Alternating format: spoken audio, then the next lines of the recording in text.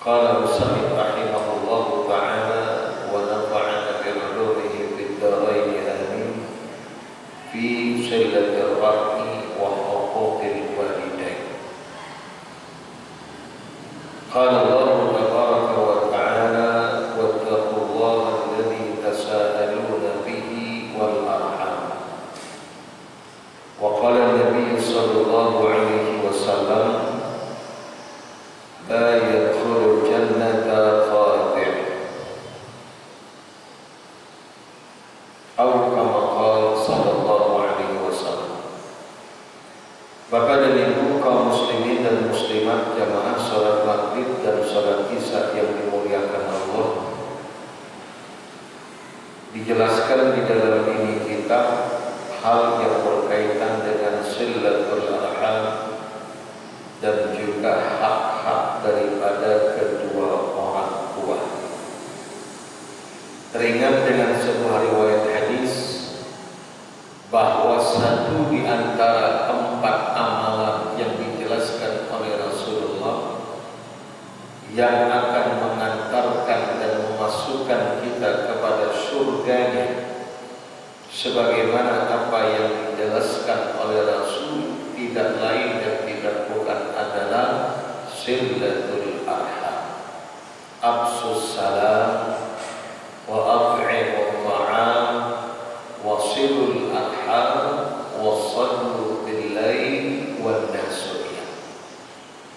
4 yang disebutkan di dalam ini hadis, dan satu di antaranya adalah silatul arham, menyambung silaturahim.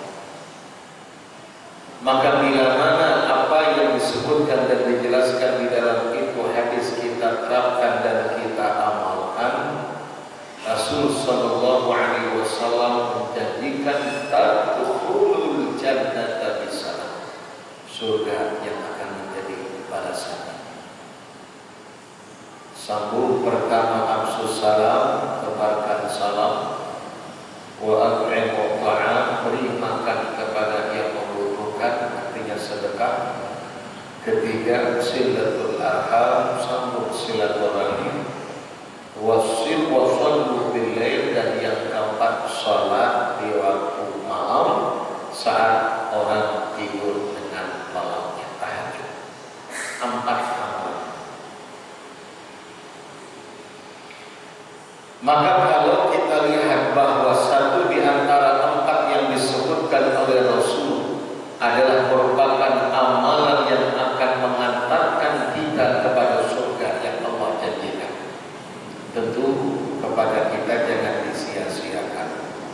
Sebab semarataan kita, semua kita menginginkan surga, tapi tidak semua kita mau mengamalkan amalan penghuni surga. Nah, ini kemarin kajian kita sudah sampaikan.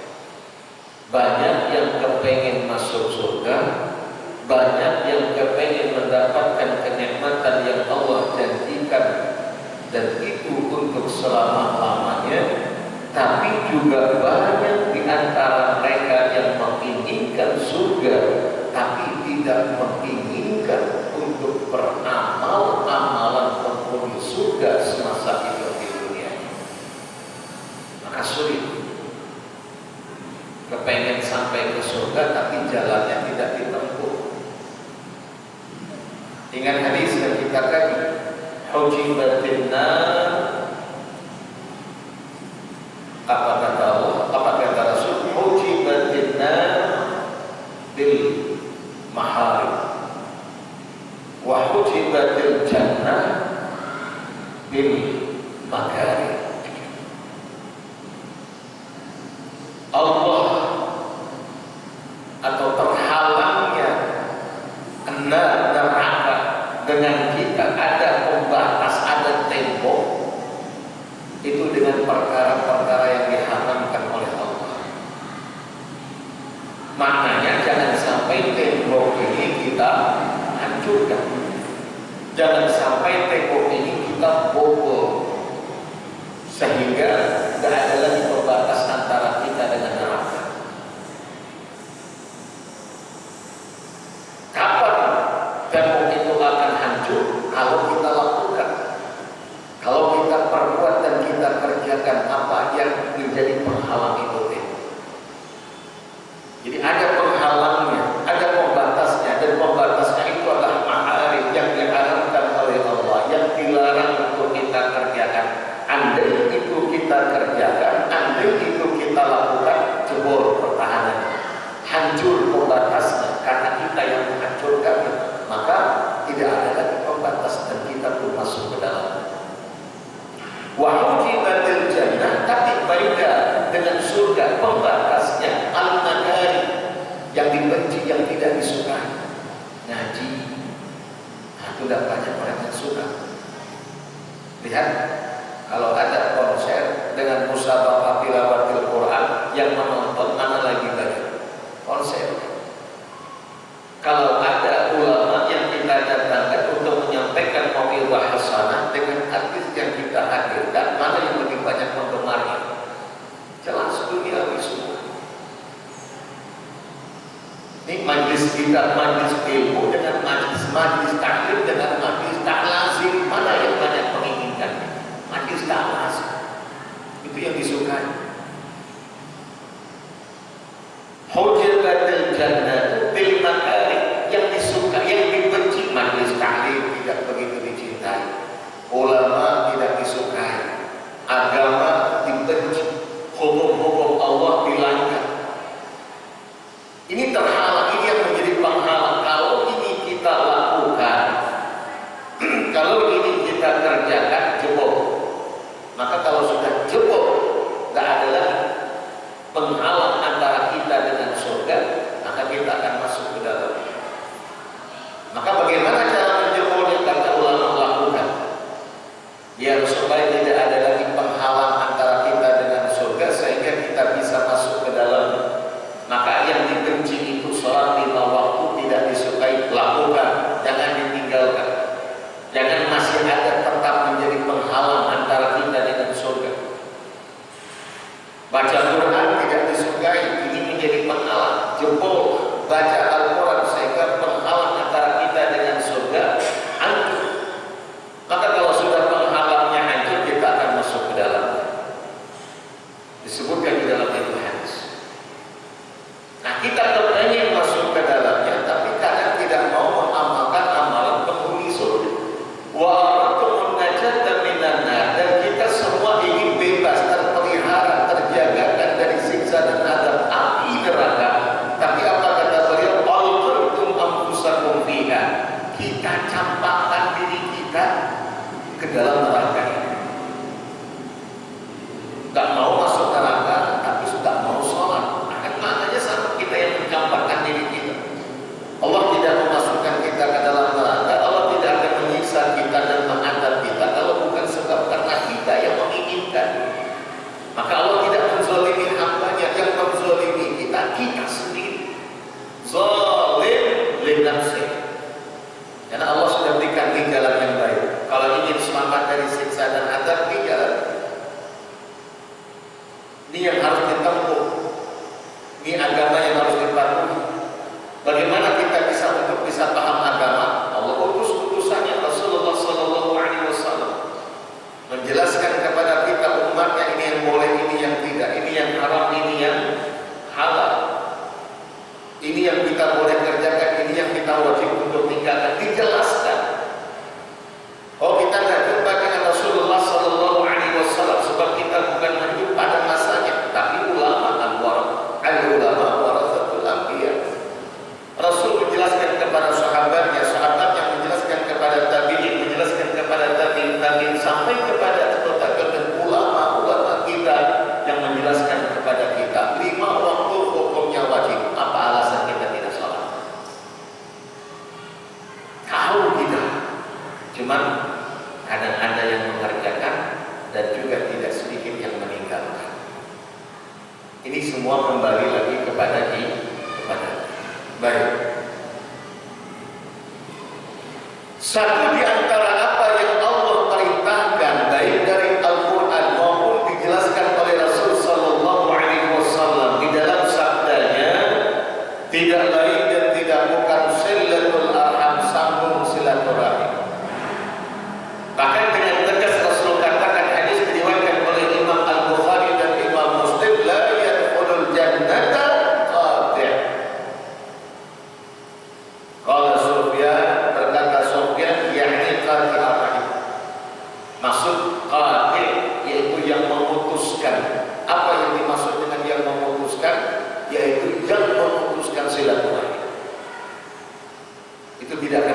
surga, kata Rasulullah.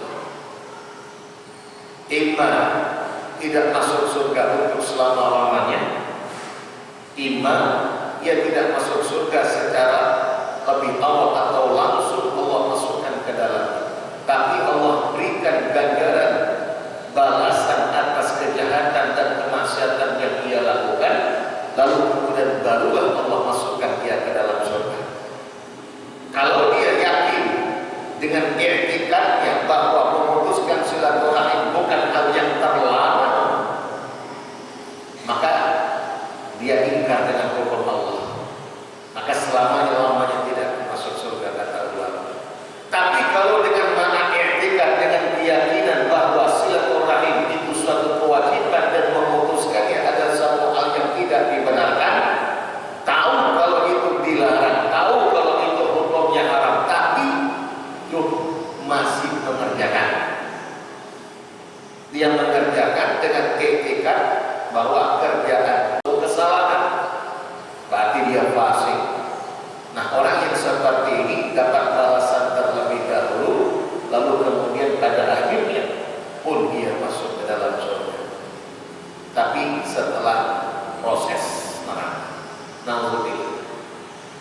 Tegas Rasul katakan, la yadkhul, tidak akan masuk siapa yang memutuskan silaturahim. Nah, alhamdulillah ini bulan-bulan Syawal masih kita sudah bersilaturahim banyak, datang dan berkunjung. Datang pun, tak berkunjung pun, paling tidak dengan media komunikasi. Hari ini apa yang tidak bisa kita lakukan? Lebih mudah, lebih gampang. Kalau dulu mungkin dengan kartu, saya masih kartu ucapan selamat hari raya, dikirim cukup makan waktu sekian lama, kantor pos ramai, dan di mana-mana orang jual kartu selamat lebaran, ucapan selamat hari raya minal aidin wal faidin. Hari ini tinggal ketik, lalu kemudian kirim, selesai. Dalam waktu sekejap terbacakan oleh saudara kita, terlihatkan oleh keluarga kita, sekalipun jarak memisahkan tapi tetap dekat di hati. Bisa kita berkomunikasi tanpa sekalipun di tempat yang sama. Ini juga bentuk silaturahim, sekalipun tidak dalam satu majelis, tapi komunikasi tetap. Saya teringat dengan sebuah riwayat hadis dalam kitab yang ditulis oleh Syekh Abdullah Nasir Alwan berkaitan dengan sebuah riwayat hadis di mana Rasulullah SAW bersabda, "Dalalatan man kunna fihi wajada halawatal iman." Satu di antara tiga ciri yang disebutkan oleh Rasul dalam ini hadis, mereka yang akan mendapatkan manisnya, mereka yang merasakan manisnya iman, ayyuhibba li akhi ma yuhibbu. Ayyuhibbal mar'a la yuhibbu illa lillah. Cinta dia kepada saudaranya sebab karena Allah. Nah, dalam kaitan ini ada riwayat yang dinukilkan oleh beliau di dalam kitab Risalahnya. Seorang yang datang dan mengunjungi saudaranya di suatu tempat yang berbeda. Lalu di tengah perjalanan Jibril datang menghampirinya atas perintah Allah. Dia tasyakka bi syaklin nas, berwujud manusia. Faqala aina turid. Lalu sang putusan Allah Jibril bertanya kepada si fulan itu tadi, aina turid, kemana kamu inginkan? Kamu mau pergi kemana? Dijawab, uridu an azura akhi fi qaryati kadza wa kadza. Aku ingin menjenguk saudaraku, aku ingin berjumpa dengan saudaraku, aku ingin bersilaturahim dengan saudara di tempat ini, dan lain sebagainya. Di tengah perjalanan dijaga oleh Jibril, ditanya mau kemana, ternyata mau silaturahim. Lalu ditanya, "Mada taqsud min ziyarati?" Tujuan kamu apa? Ini isyarat bahwa kadang orang datang ke rumah seseorang kadang-kadang macam-macam keinginan, macam-macam tujuan. Ada yang tujuan yang baik, kadang-kadang ada yang tujuan disebabkan hanya dunia. Yaitu kita pernah ceritakan, ada suatu datang, tiba-tiba datang ujung-ujungnya pinjam duit, hanya sekadar keinginan maslahat pribadinya, maslahat sesaat. Gak ada suara, komunikasi gak ada suara, mendatangi gak ada suara. Tiba-tiba kami datang, akrab, ujung-ujungnya ada maunya. Ini nih persaudaraan yang tidak akan kekal. Kenapa? Bukan karena Allah. Maka ada ungkapan ulama yang sering kita sampaikan, in zada mali kullu nasi qullani wa in qalla mali kullu nasi ada. Saat ketika jaya, saat ketika banyak uang, saat ketika ada kedudukan, ada jabatan, di mana ketika ada orang ingin dapat kemaslahatan darinya, kullu nasi qullani, semua orang mengaku Tuhan, saudara dekat. Ketika ada maunya, ini terjadi di tengah masyarakat kita, apalagi di waktu-waktu tertentu. Kalau sudah ada maunya, datanginya kayak apa aja jauhnya, kayak apa aja susahnya, perjalanannya datang. Tapi ketika ada maunya, tapi kalau sudah hartanya sedikit, tidak ada lagi kemaslahatan dan kepentingan yang didapatkan darinya, mulailah menjauh, mulailah tidak mau lagi untuk bersilaturahmi, mulai untuk mengasingkan diri. Kapan perlu dihubungi pun tidak bisa, ganti nomor HP. Kenapa? Nggak ada lagi kepentingan.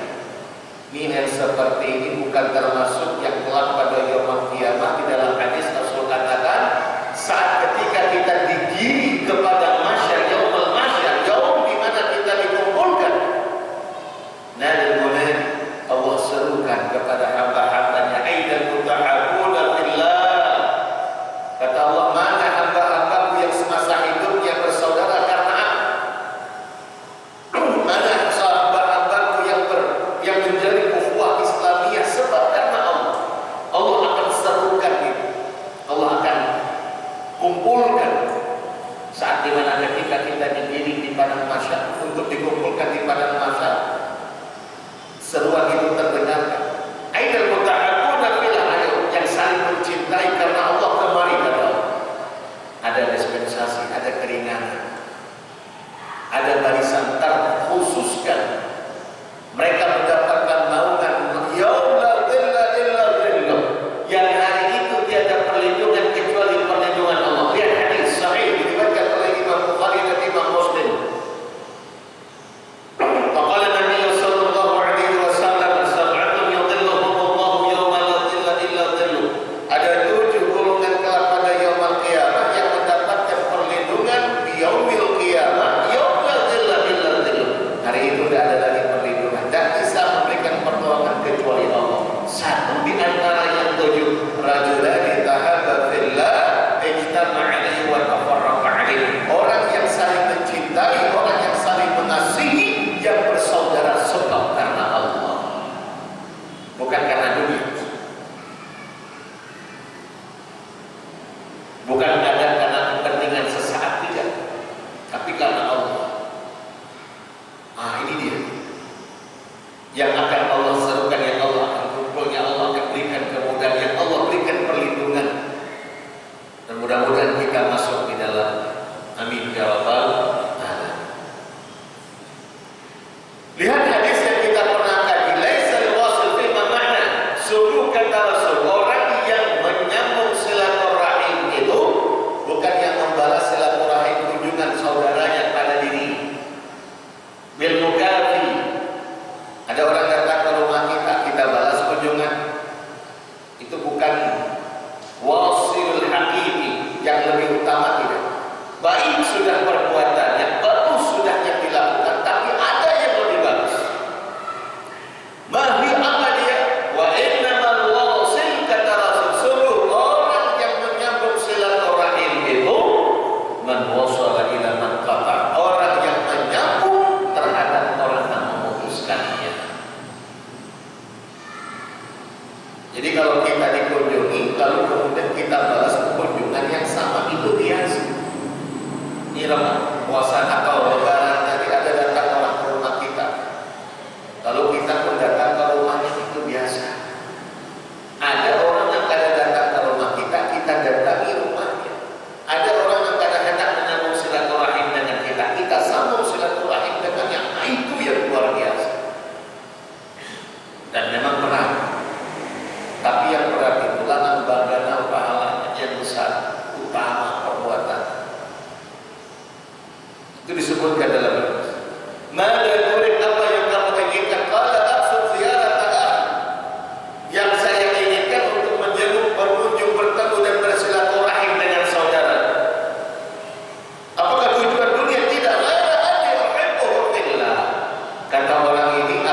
berjumpa dengan saudara itu sebab kecintaanmu kepadanya karena Allah. Niat bukan untuk dunia, bukan ada kepentingan, tidak, tapi memang untuk mengamalkan amalan yang diajarkan oleh Rasulullah. Nah, ini yang luar biasa. Maka kalau kita beramal, kita kembalikan ini memang yang diperintahkan oleh Allah, ini yang diperintahkan dan diajarkan oleh Rasul. Maka kita laksanakan terlepas apa yang sudah pernah kita lakukan pada diri kita. Contoh, ada kadang-kadang orang kadang-kadang berbuat baik dengan kita. Lalu apakah kita balas dengan ketidakbaikan yang sama? Tidak. Ada orang yang berbuat buruk kepada kita, lalu kemudian bagaimana kita terhadap orang yang berbuat jahat? Apa yang telah dia lakukan? Akankah kita balas dengan kejahatan yang sama? Jangan, kata Allah. Karena memang Allah dan Rasulnya tidak membenarkan kita melakukan kejahatan. Yang diperintahkan oleh Allah dan Rasulnya kebaikan, maka berbuatlah kebaikan kepada orang yang telah melakukan kejahatan kepada kita. Kenapa? Karena memang Allah yang menginginkan. Allah ridha kalau kita melakukan kebaikan, dan Allah tidak ridha kalau kejahatan yang kita kerjakan. Terlepas apakah dia sudah melakukan kejahatan atau tidak, yang penting kita berbuat baik. Ada orang kadang suka memberi kita, andai kita mampu dan kita bisa memberinya, kita beri. Kenapa? Karena Allah dan Rasul yang menyuruh kita untuk memberi. Kalau orang tersebut tidak pernah memberi kita, itu urusan lain. Yang penting kita bisa memberi, kita berbuat karena Allah perintahkan. Maka kalau itu yang menjadi tolak ukur kita dalam beramal, insya Allah hati tenang, tidak ada lagi rasa dendam. Karena tolak ukur kita Allah dan Rasul, bukan karena orangnya. Kalau yang menjadi tolak ukur adalah orang yang kita berbuat kebaikan kepadanya, nah ini berbahaya. Sampai kita berbuat baik. Makanya pernah kita dapat cerita bagaimana Rasulullah SAW mencontohkan semasa hidup beliau. Dalam satu riwayat dikisahkan, setiap hari beliau mendatangi seorang Nasrani tua renta, syekh kabir, di usianya yang senja, dan dia tidak melihat, buta, yang hanya dalam kehidupan sehari-harinya berharap balas kasihan dari orang-orang yang ada di sekitarnya, mengemis di pasar kota Madinah. Rasul setiap hari datang menjenguknya dan berbuat baik kepadanya dengan membawakan makanan setiap hari. Padahal yang diberikan kebaikan itu adalah orang yang Masya Allah tabarakallah. Saat Rasul datang membawa makanan disuapi, bahkan apa kata si Nasrani ini? Belum masuk Islam, masih bukan beragama Islam, tapi tidak melihat, cuma mendengar kisah tentang Muhammad. Kata yang bersangkutan, Tuhan orang baik. Padahal yang mengasih makannya Rasulullah. Tuhan orang baik. Tapi saya ingatkan, Tuhan hati-hati jangan sampai dekat dengan yang namanya Muhammad. Padahal di hadapannya Rasulullah. Jangan dekat dengan yang namanya Muhammad. Muhammad itu jahat. Muhammad itu banyak yang telah dia berbuat kejahatan, memisahkan antara suami dan istri. Gila, bawa ajaran baru yang tidak bisa diterima dan lain sebagainya. Caci maki yang diberikan kepada Rasulullah. Lihat, kalau sebab kita berbuat baik karena orangnya, saya yakin kita berhenti untuk berbuat baik kepadanya. Tapi Rasul apakah itu? Tidak. Rasul tidak berhenti berbuat baik. Kenapa? Karena bukan sebab karena orangnya. Rasul mencontohkan bahwa perbuatan yang ia lakukan itu bukan sebab karena manusianya, bukan sebab karena yang menerimanya, tapi karena Allah. Sebab kalau kita berbuat karena Allah, siapapun dia dan apapun yang dilakukannya, bukan masalah kita. Kita yang penting berbuat kebaikan. Maka Rasul besok tetap kasih makan setiap hari. Walaupun setiap hari dapat caci makian, bukan pujian, caci makian. Namun kita, insya Allah berbuat baik, kita orang yang kita baiki, orang yang kita barusi, menghinakan kita, dendam kita, sampai kita berbuat baik lawan ini. Kita kadang kasih duit, kasih bantuan, oleh yang menerima berkata ketus, bahkan kayak niatnya kita kadang-kadang sudah tidak terima.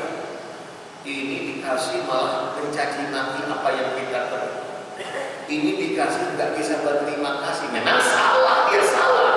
Sebab kata Rasul, man la yashkurillah, man lam yashkurin nas, lam yashkurillah. Orang yang tidak bisa berucap dan mengucapkan terima kasih kepada manusia, kada bisa bersyukur kepada Allah atas nikmat. Makanya ketika ada orang yang diberikan zakat, saat ketika kita berzakat fitrah, baru-baru yang kita lakukan. Nawaitu atau kita zakat al-fitri atau zakat malnya, lalu kemudian kita berikan kepada asma mereka yang berhak menerima. Itu apa? Yang mesti dia ucapkan, yang dianjurkan dan diajarkan oleh Islam. Minimal jazakallahu khairal jazaa. Hadis yang kita pernah kaji, kata Rasul, kalau ada orang berbuat baik kepada kita, ini ada orang berbuat baik lawan kita, apapun bentuk kebaikan itu balas.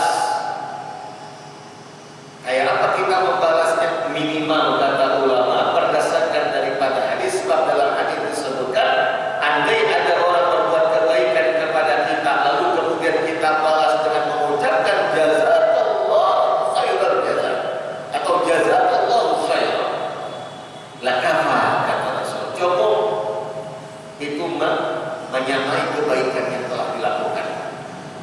Jadi ada orang berbuat baik kepada kita, membantu kita, umpama angkatan yang cukup berat, kita tidak kuasa dibantu, kemudian kita ucapkan jazakallahu khairal jazaa, lakafa, itu memadai dengan kebaikan yang telah dilakukan oleh orang itu. Itu minimal. Arti jazakallah, semoga Allah berikan pahala balasan atas kebaikan yang engkau lakukan, khairal jazaa, dengan kebaikan yang. Jadi kita mendoakan. Makanya di saat ketika ada orang asma diberikan zakat, nih zakat terimakan, ajarakallah, artinya semoga Allah berikan pahala kepada atas bima anfaqta, atas apa yang kamu anfaqkan, wa akhlafa bima anfaqta, dan Allah ganti dan Allah kasih lebih banyak dari apa yang sudah, dari apa yang masih tersisa. Itu doa. Jadi orang yang kada bisa berterima kasih dengan manusia, ujar Rasul, kada bisa berterima kasih dengan Allah. Terima kasih dulu dengan manusia. Ayo kita doakan orang yang berkasih sayang kepada kita, kita balas kebaikan yang sama dengan kebaikan yang dia lakukan. Tapi ingat, kita berbuat kebaikan kepada seseorang bukan karena orangnya, tapi karena Allah. Sebab kalau itu sudah kita terangkan, insya Allah apapun balasan orang yang kita baiki, itu tidak akan menjadi persoalan bagi kita. Baiknya membalas, alhamdulillah. Kada baiknya bersikap dengan kebaikan yang kita lakukan, tetap kelanjutan kita akan kebaikan, tetap kita akan lanjutkan. Karena kita berbuat baik bukan karena orangnya, tapi karena Allah. Awas kalau karena orangnya, sampai kita kada lagi lanjut, yakin. Hanya jadi kada bisa berterima kasih, sudahlah kita berbuat baik, dihinakan yang orang, marah, sampai kita kada lagi peduli lawannya. Berarti kita berbuat karena dianya, berharap pujian darinya. Andai kita berharap pujian Allah, terserah ini balas dengan kebaikan, ahlan wa sahlan, ini balas dengan keburukan, bukan menjadi masalah bagi kita. Yang penting kita berbuat baik. Jadi kata ulama, kalau kita ingin berbuat baik dan tetap istiqomah, itu sandarannya. Jangan kita sandarkan atas kebaikan yang kita lakukan pada seseorang atau sebab karena seseorang, bukan. Tapi sandarkanlah amalan kita itu kepada Allah Subhanahu wa Ta'ala. Ini memang Allah perintahkan, maka kita lakukan. Ini memang yang diajarkan oleh Rasul, maka kita laksanakan. Terlepas apa yang menjadi, apa balasan yang kita dapatkan, itu bukan urusan kita, tapi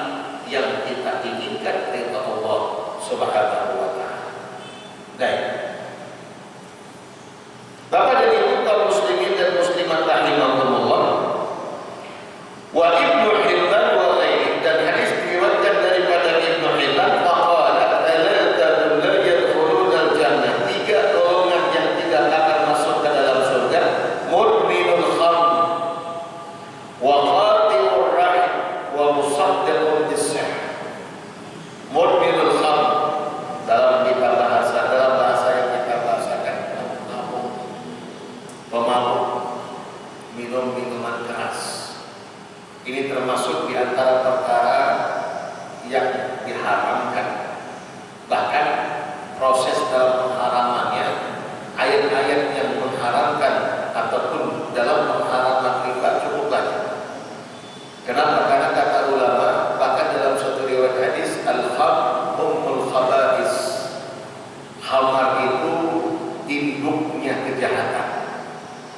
Itu khamar, induknya kejahatan. Termasuklah narkoba, ummul khaba'is.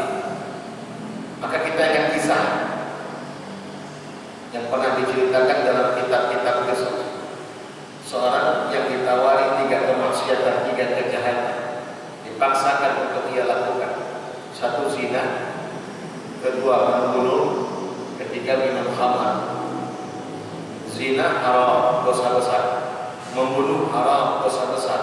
Khamar khamar juga haram, dosa besar. Ketiga-tiganya dosa besar. Tapi disuruh untuk melakukan. Tidak ketiganya satu dari lakukan. Harus, kalau tidak dapat sanksi. Di antara 3 kejahatan itu oleh yang bersangkutan terpikirkan. Di antara yang 3 dosa besar ini yang paling ringan mungkin khamar. Lalu dia minum, mabuk, lalu kemudian berzina. Setelah berzina melihat anak kecil yang ada di sampingnya, lalu kemudian ada rasa kekhawatiran dan ketakutan, lalu dia bingung. Sebab karena khamar 3 kejahatan ini dia perbuat. Maka wajar dan tetap kita tidak melakukan kalau khamar ummul khaba'is. Khamar itu induknya kejahatan. Maka biasanya macam-macam bentuk kejahatan itu memang sumbernya minuman keras. Maka harus kita jauh. Innamal khamru wal maisiru wal ansabu wal azlamu rijsun min 'amali syaitan fajtanibu. Sungguh khamar wal maisir judi wal ansab menyembah berhala wal azlam mengundi nasi rijsun min 'amali syaitan, perbuatan syaitan. Fajtanibu, jauhilah. Ada 4 asal dalam Al-Quran itu, ayat yang mengharamkan, proses dalam pengharaman. Saking mendarah daging dalam kehidupan jahiliyah, khamar, dan sampai sekarang sulit untuk diperangi. Tapi tetap kita antisipasi anak-anak kita, generasi muda kita. Kita sangat mengkhawatirkan, apalagi dengan tidak ada kegiatan atau kurangnya kegiatan dan aktivitas. Salah dalam pergaulan, alhamdulillah. Inna syabab wal faraq mafsadatun bil mar'i ayya mafsad. Di masa muda kalau kosong dari kegiatan, yang ada adalah kehancuran, kerusakan. Ini yang kita takutkan. Masuk sekolah tidak, ikut pengajian tidak, kosong, tidak ada kegiatan, tidak ada aktivitas. Dalam kesendirian, maka mudah setan untuk masuk ke dalam. Tapi kalau disibukkan dengan kegiatan positif, insya Allah dan terpikirkan yang negatif, tidak akan terpengaruh. Asal banyak kegiatan, maka disibukkan anak-anak kita dengan kegiatan mesti. Nah, ini yang kita sangat khawatirkan. Dengan kondisi sekarang, anak-anak kita waktunya hanya sebatas tergantung kepada masing-masing keluarga, karena banyak yang apa yang kita perbuat dan apa yang kita programkan.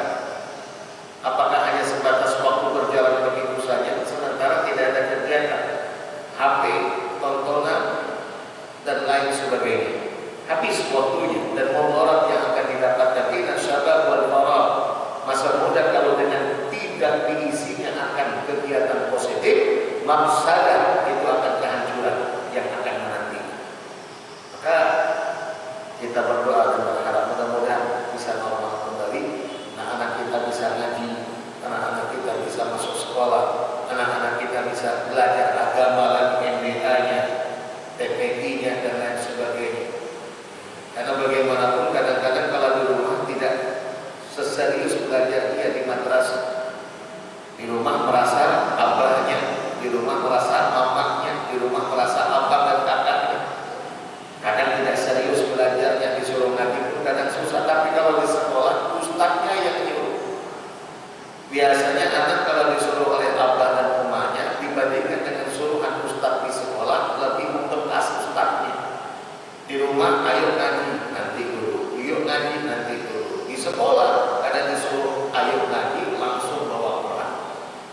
Kenapa? Takutan dengan ustaznya. Ada yang seperti itu. Maka kita lihat para ulama-ulama kita, anak-anaknya memang saat ketika sudah dididik di samping didikan di rumah, didikan orang tuanya, pasti juga akan disuruh belajar di luar. Nih, datangi ustaz sana, datangi guru sana, datangi pondok ini, datangi pondok ini. Dikirim, diutus untuk apa? Belajar. Karena lebih konsen dia tentunya di tempat lain ketimbang di tempatnya sendiri.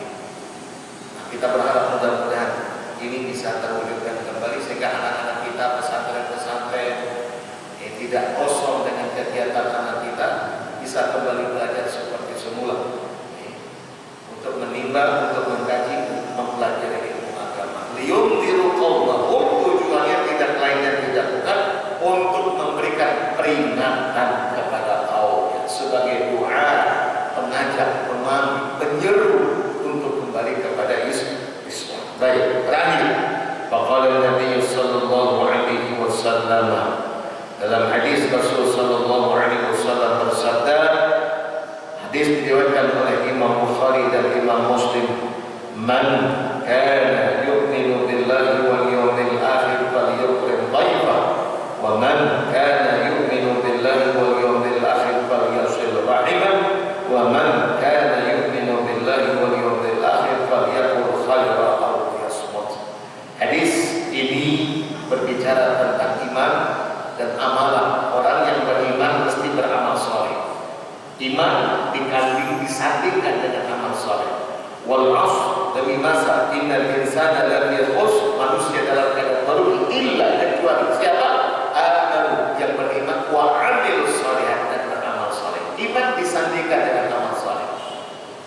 Maka dalam hadis yang tadi kita baca, man kana yu'minu billah, barang siapa yang beriman dia kepada Allah, wal yaumil akhir, dan hari pembalasan, yakin yaumul jaza. Setelah kita wafat, berpisah dengan dunia bukan untuk selama-lamanya. Kita akan dihidupkan kembali dengan kehidupan yang sebenarnya. Kita akan bertanggungjawabkan dan kita akan mendapatkan balasan. Nah, orang yang beriman kepada Allah dan yakin adanya hari pembalasan, falyukrim dhaifah, lihat, muliakan tamunya, falyasir rahimah, lihat, sambung silaturahim, lalu falyakul khairan aw liyasmut, hendaklah berkata yang baik dan kalaupun tidak diam, menghormati tamu, memuliakan tamu, kemudian menyambung silaturahim, lalu berkata dengan perkataan yang baik kalaupun tidak diam. Dalam riwayat lain, falyukrim jarak, ada ditambahkan untuk memuliakan dan menghormati tetangga. Tiga atau keempat perkara, ke semua hal yang berkaitan dengan hubungan kita dengan manusia. Maka iman ini tadi, orang yang beriman itu bukan hanya menjaga hubungan baik kepada Allah, bukan hanya sholat saja, tidak, bukan hanya puasa saja, tidak, tapi juga orang yang memuliakan tamu, menjaga hubungan baik antara satu sama lain, menyambung silaturahim, menjaga ucapan agar tidak tersakiti orang lain atas. Ini hubungan dengan makhluk. Maka saya pernah temukan dalam suatu riwayat hadis, seorang datang kepada Rasul sallallahu alaihi wasallam menceritakan tentang seorang wanita. Ya Rasul, si fulanah itu, dia sholat 5 waktu, kada suka ketinggalan. Salat sahraha, dia puasa di bulan Ramadan. Tapi ya Rasul, mulutnya suka memuji orang, memfitnah orang, suka menyakiti orang. Lalu dipertanyakan, ini nanti wanita yang sedemikian, baik hubungannya kepada Allah, tapi tidak baik hubungan dengan manusia. Di mana tempatnya ya Rasul? Jawaban Rasul ketika itu, wahwa biwahiyah fitnah, tempatnya adalah neraka. Lihat dalam ini hadis, semua kaitan hubungan dengan manusia, dengan makhluk. Bukan hanya baik hubungan kepada Allah, tapi juga baik kepada makhluk. Akan tetapi sebaliknya, jangan kita katakan orang yang baik hubungan dengan manusia, tapi tidak baik hubungan dengan Allah, lalu surga. Tidak, dua-duanya. Kalau baik hubungan dengan manusia, tapi